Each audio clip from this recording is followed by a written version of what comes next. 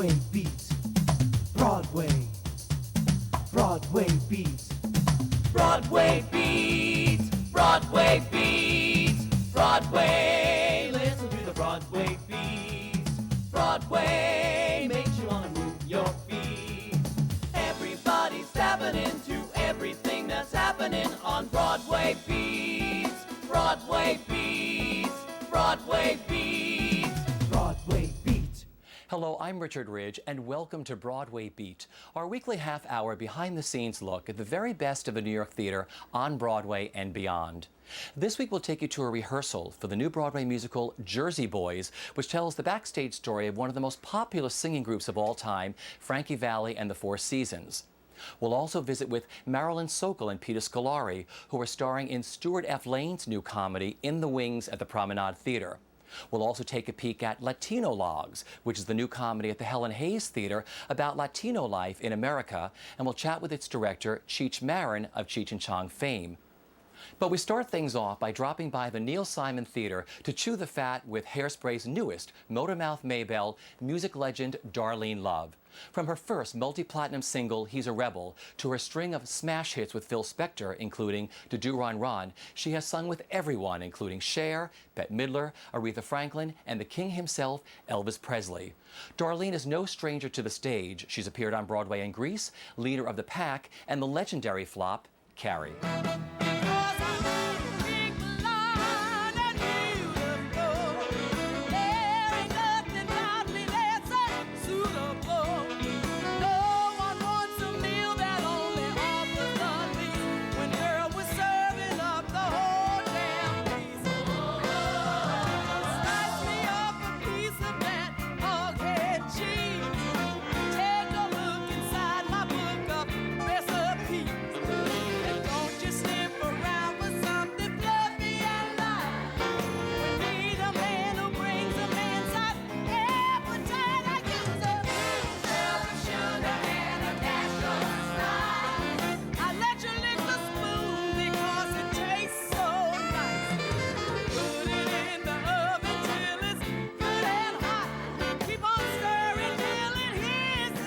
It feels wonderful to be back. Gosh, I was just looking over some old footage, and the last thing I did was Grease. And that's been almost 8 years ago, which is, my Lord, time is really flying. And I wanted to do this show a long time ago when it first started, but they said I wasn't fat enough. So I went, well, I ain't putting on no 50 pounds to be in y'all's show. But I wear a fat suit, right. But you know, when shows first start, you know, the money people know what they want or whatever, and so you have to kind of bend and do what they want to do. And so I always say, I'm in the right place at the right time. I didn't have anything else to do, a life where I had to go back to cleaning houses, day work. And I was sitting in this house, and it was during the holiday season, and Christmas Baby, Please Come Home came on the radio while I was cleaning this lady's bathroom. And I looked and I said, you know what? This is not what I'm supposed to be. I'm a survivor. And if this song is coming on this radio at this time in my life, I'm going to go back and do what I'm supposed to be doing, singing with the gift God gave me. And it's a gift that man can't take away from you. He can do anything else. He can kill you. But if he don't kill you, he can't really keep you down as long as you have the joy in your heart to survive. And that's what I've always looked. I've looked at the end result rather than what I was going through, because I really don't think you can survive if you never have any hard times. You know, if everything is given to you, what is life? You know, you have to have the hard times, the bad times, fun, good times, and you have to have all of that. I think that's what makes life. So I think that is the reason why I've been so blessed, not only to work with wonderful, famous people, but they were always a joy to me to work with them. And in the reverse also, I got to meet Frank Sinatra because of Nancy Sinatra.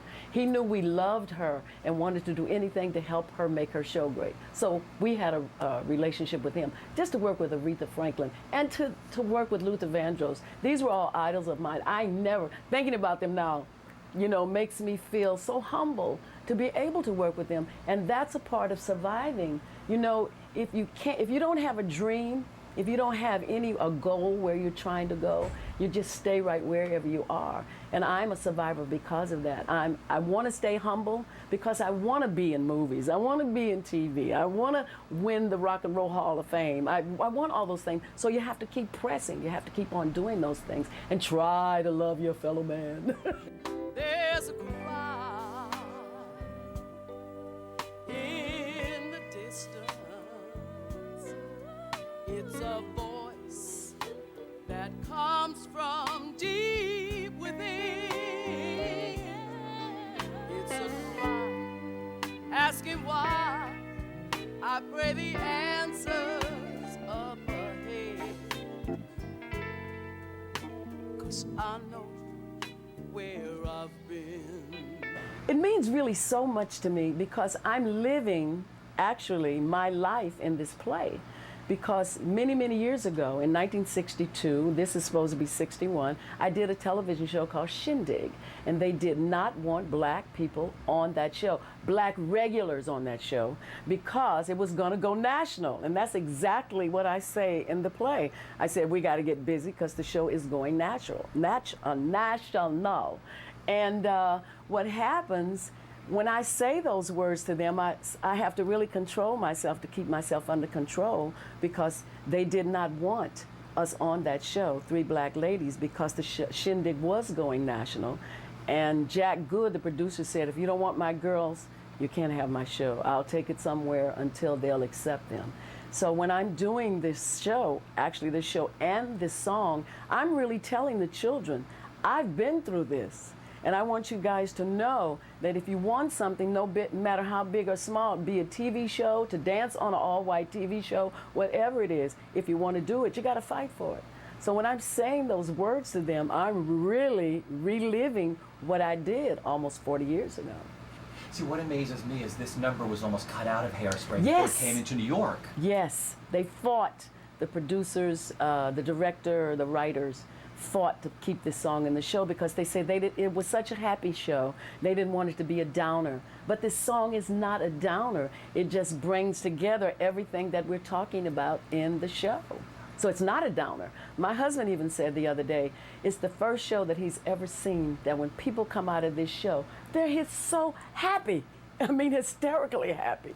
So I don't think the song was even supposed to be a bring down song. It was supposed to let the people know, and just in case you don't get what's going on, this is what this show is about. There's a dream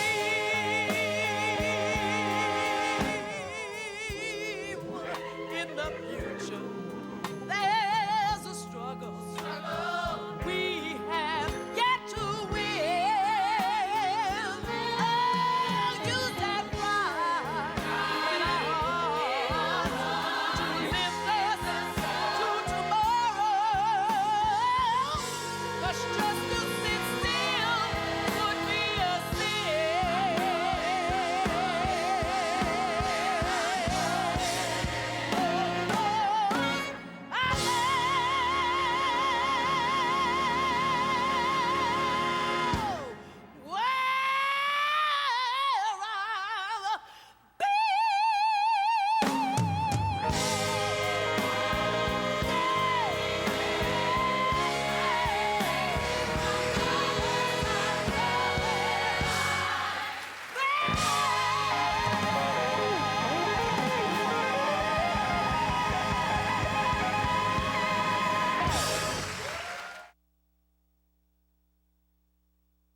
Three-time Tony Award-winning producer Stewart F. Lane has written a new comedy called In the Wings. We dropped by the Promenade Theater to chat with Mr. Lane and co-stars Emmy Award-winning comedian Marilyn Sokol and Peter Scolori, who is best known from television's Newhart and Bosom Buddies. Oh, God bless her. I Married a Communist is just the name of the show. There's no hidden agenda. I never heard of it. Well, of course you never heard of it. It's never been done before. Huh? A Broadway show? No, it's a showcase. Yeah, how much do they pay you? No pay. What mother wouldn't be proud? Well, she's the mother of the fellow. It's a romantic comedy, you know. So I'm the fellow's mother. And she is, for lack of a better or more imaginative analogy, I guess she's sort of a Scarsdale mother who is rather anti-Mamish. And so if anybody wants to view it as a stereotype, I don't think it is, because it's more based on my own mother, and I mean, I didn't write it, Stewart wrote it, and it has an anti-Mamish quality. Well, I thought that it was fun, do you know? I'm very attracted to something which reads more imaginatively than what I usually read, you know. And it has an old-fashioned quality in the sense that it's reminiscent of plays that I grew up going to or reading, like Barefoot in the Park, or yeah, like Neil Simon. You know, it has that quality, do you know? It just has a homey, you know, familiar quality. Although there are aspects of it that are new, for lack of a better word, new. Melinda, I would like to offer the lead role of sweet, sensitive, loyal, beautiful Gladys. To you! Oh, sir, I'm overwhelmed. Mais oui! But of course you are! We'll all have plenty of time to show each other our appreciation in the next few weeks. We rehearse for 3 weeks, my lambs, including some class time, and we run for 16 performances. For me, working in this particular character is to go into an area of farce that may or may not be perfectly supported by the text, but it's the call that I've made with it, and I'm being supported in it, and it's dangerous. I could make safer choices and snake on by. But I guess that's why I'll work in the theater when it's possible for me to do so, because there really isn't anything to compare to it. The excitement of being on stage, of course, or the terror when you're still finding things, you know, forces a sort of physical stepping up, an emotional, psychological stepping up that you will find parallels, you know, getting in front of a single camera in a tricky scene, but it's just not the same. And I think the greatest distinction to be drawn about all of this vis-a-vis stage work is you can give a great performance here. I thought I gave a great performance the other night when we had our first preview. I haven't matched it. I've tried to change things, and I learned a lot, and yet that performance in a certain respect, and not only is it gone, it is no guarantee of what might be possible tonight. And the audience changes the options without telling you also. No pay, of course, my pets, it is a showcase. But think of the exposure of being in my play. I don't have to tell you that every major critic in town will show up. Well, I must be off. You've got these two young actors. You got Steve Leonard, and we have Melinda Donahue. Darlene Love with themselves and with the theater. And they're supporting each other as they struggle to try to create a career in this business. They studied with the great guru acting teacher Bernardo, played by Peter Scolori. And he writes a play. He's written a play for many years based on the experience he had with his father, who had been left off the Hollywood 10 list. It should have been the Hollywood 11. And now Bernardo has written a play to vindicate Papa. And it's a musical. And he cast these two in the show. So they see their stars rising, they are thrilled, and they do the showcase, which gets great reviews, and they decide to move it to Broadway, but without Steve. So her star rises, Steve's career starts to languish, and yet they still try and make the relationship work. Oh, no! It's not me, Lam, it's the producers. They want someone older, shall we say, a more seasoned performer. But Stephen was good. He did everything that you told him. He worked so hard. How were his notices? Not, as we say, my pet, money reviews. Oh, I fought them tooth and nail, Lam. I did. He can get better. You know that he would do anything. Steve's young, Melinda. Young in mind and spirit. when he's 45. If he can retain that quality after life tries to beat it out of him, and it will. Latinologues is the award-winning comedy by Rick Nahira. It's a collection of comedic and poignant monologues about Latino life in America. We dropped by the Helen Hayes Theater to chat with director Cheech Marin and company. Now, first of all, a lot of things about being Latino you gotta understand. Not every single Latino is Mexican.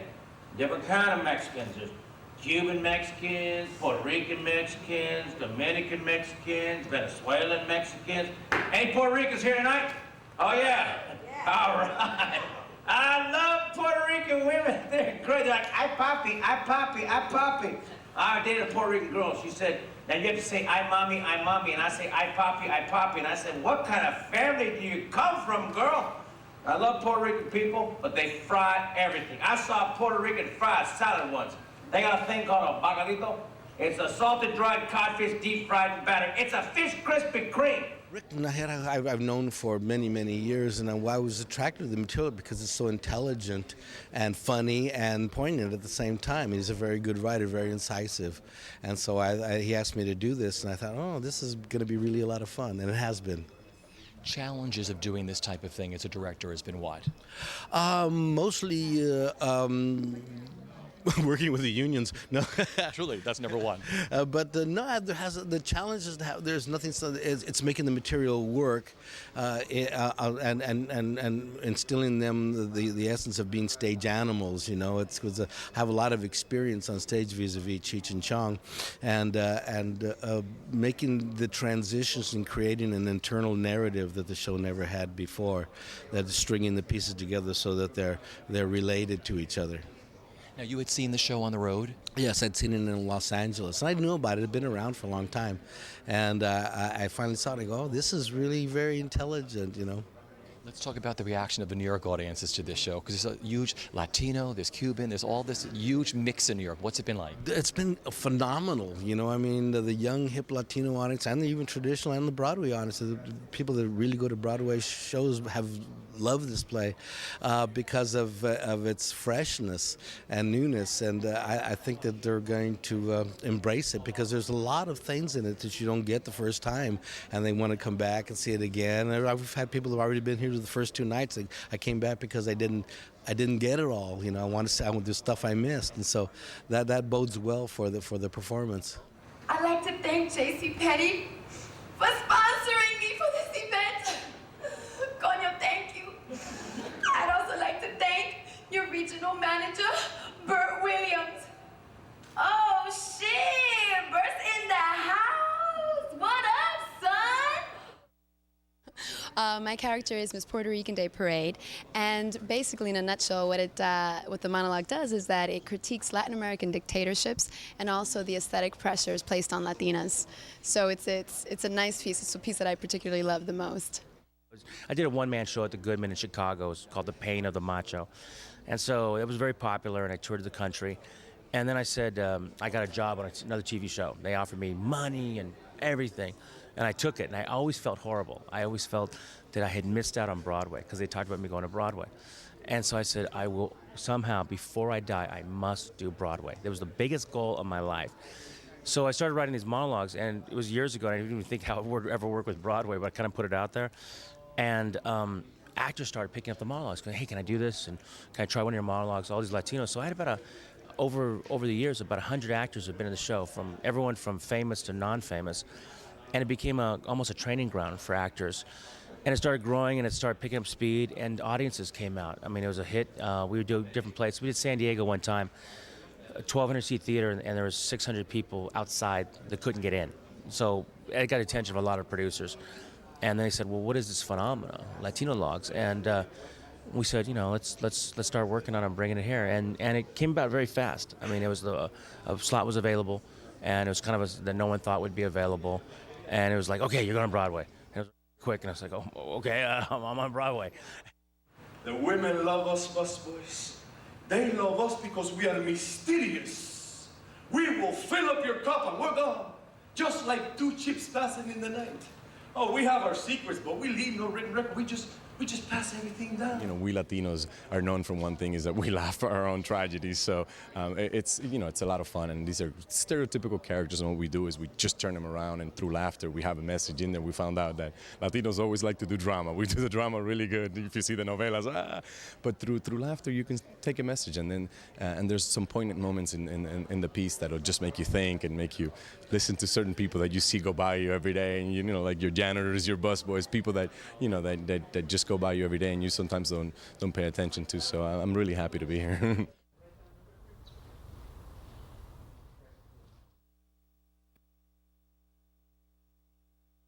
Jersey Boys is one of the most eagerly awaited new musicals of the season. It tells the backstage story of Frankie Valli and the Four Seasons. It's a group of blue-collar boys from the wrong side of the track who rose to become one of the most popular singing groups of all time. They sold over 175 million records worldwide. They created their own sound and wrote their own songs, which include such classics as Sherry, Ragdoll, Big Girls Don't Cry, and Can't Take My Eyes Off of You.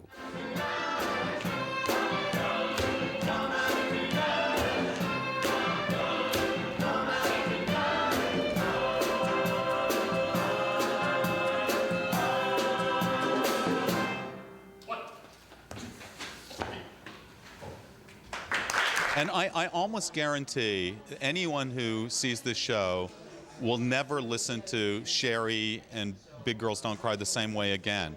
It's impossible. I mean, when you realize what these guys sacrificed for their success, it's, you know, you just can't shake it. And I think, you know, our experience in La Jolla was that people came to the show expecting to love the songs, but I think they were really blown away by the emotional journey. And that's what people perhaps don't expect, is to really you know, become engaged emotionally.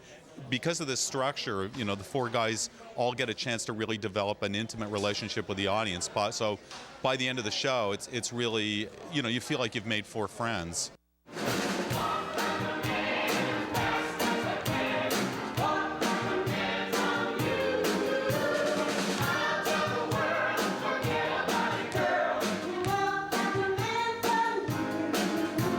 So I put the record, excuse me, that's generational. I put the CD on, and I started to listen, and then I really started to listen, and I thought, this stuff is really great. Then I remembered, Can't Take, you know, from the Deer Hunter, you know, Can't Take My Eyes Off of You, and I thought, hey, let's meet these guys. You know, let's see what they have to say. They wanted to do like a Mamma Mia thing, and I said, been done. Been there, done that. And then they started to talk about their lives, their early lives in Belleville, New Jersey, driving guys to the track, running numbers, doing time, stealing milk off other people's porches. I mean, it started to really, you know, it was like Theodore Dreiser. And I thought, this could be a real home run. And they were mobbed up. The story was like Shakespearean, excuse the comparison. Betrayal, love, hate, death. Frankie loses a daughter. I mean, I thought, you know, this has the full, if we don't blow it, this has the possibility of being something with a real with real depth. When I first met Bob and Frankie at Joe Allen's, in the back table at Joe Allen, and they, you know, and the idea was, we want to do Mamma Mia with our catalog, and I said, oh, well, I probably wasted your time then, because that doesn't appeal to me. But since I'm here and the food hasn't come yet, you know, I think I'll wait around. You know, tell me a little bit about you guys, because I know the songs, but I don't know anything about you. I mean, I know all about the Beatles and the Stones and the Dead and the Who and like the bands that I was into as a kid, because I was always reading about them. I've never read anything about you. I don't know anything. And they said, because nobody's ever written about us, because we were these blue-collar Jersey dropouts, just some dumb schmucks that nobody thought were interesting enough to write about, and our fans were just like us. So they weren't people who bought magazines or read, you know. So I thought, well, that's kind of cool, because they were clearly colorful characters. And I really liked that 40 years into their friendship, they're still best friends, and they still have this handshake deal between them, you know, that I mentioned before was written about in 1987. It still exists. You know, they speak to each other every day. Frankie's traveling around the world playing about 150 dates a year. Bob lives in Nashville, Tennessee. And they speak to each other every day. They see each other all the time. I think that's kind of cool.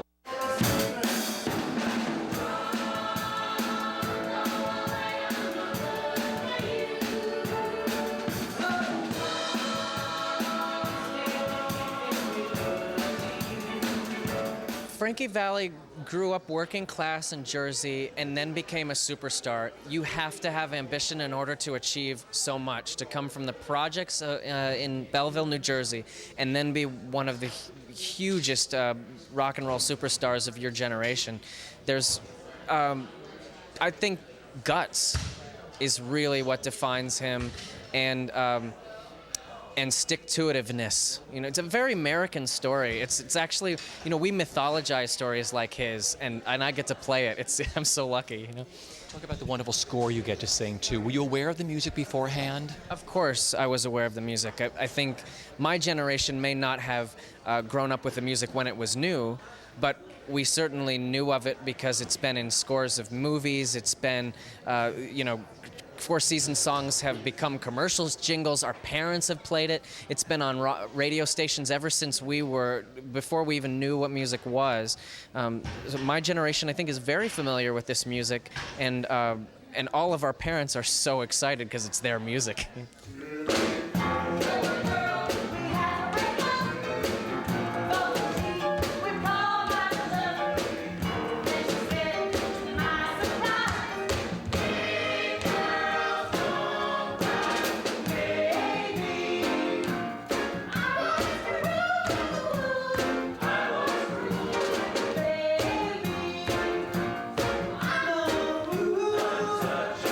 Well, we hope you enjoyed our show this week, and it's been such a thrill to sit with the one and only rock and roll legend, Miss Darlene Love, here at Hairspray. Join us next week when we sit with Tony Award-winning legend Carol Channing.